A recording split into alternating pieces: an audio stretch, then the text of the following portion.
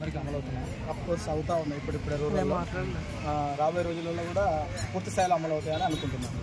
కాంగ్రెస్ ప్రభుత్వం హైదరాబాద్ తీసుకున్నారు అంటే మరి ఎందుకనంటే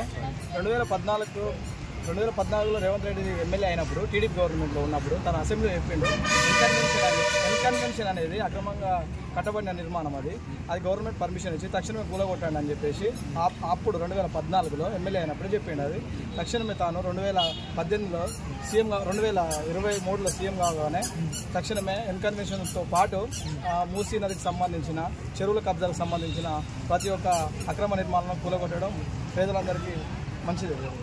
సో మరి హైదరాబాద్లో ముఖ్యంగా నష్టపోతుంది పేదవాళ్ళే, ధనికులు అంతా బాగానే ఉంటున్నారు. ఓన్లీ నాగార్జున గారి ఎన్ని కన్వెన్షన్ కూల్చేసి మిగతా బడాబాబులందరికీ నోటీస్ ఇస్తున్నారని చెప్పేసి అంటున్నారు. దీనిపై మీ అభిప్రాయం? Absolutely correct. పేదవాళ్ళే చాలా వరకు నష్టపోతున్నారు. కానీ ఆ పేదల లిస్ట్ అంతా గవర్నమెంట్ సేకరిస్తూ ఉన్నది.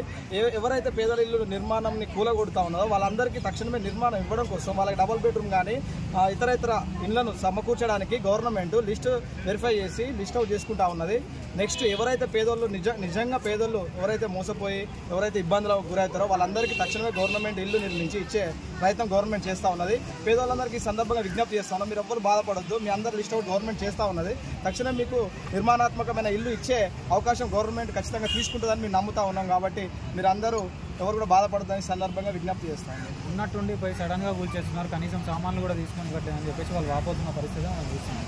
సో దాంతో మీరు ఏమంటారు? కొంతమంది పేదోళ్ళు మాట్లాడడం, యూట్యూబ్ ఛానల్స్ రాయడం వల్ల అది ట్రోల్ అవుతుంది తప్ప నోటీసులు ఇచ్చి మార్కు పెట్టిన తర్వాతనే ఈ యొక్క గవర్నమెంట్ అనేది కూలగొడతా ఉన్నదని సందర్భంగా తెలియజేస్తుంది. మరి గతంలో కేసీఆర్ గారు ప్రభుత్వం ఎలా ఉంది? కేసీఆర్ గవర్నమెంట్లో ఈ యొక్క పర్మిషన్స్ ఇచ్చిందే కేసీఆర్ గవర్నమెంట్. 2014 నుండి 2023 వరకు పర్మిషన్స్ ఇచ్చిందే కేసీఆర్. ఇదేదైతే మూసీ పక్కన ఉన్నాయో అదేవిధంగా చెరువులు కబ్జాలు చేసినా వాటికి పర్మిషన్ ఇస్తేనే వాళ్ళు పేదవాళ్ళందరూ కట్టుకున్నారు.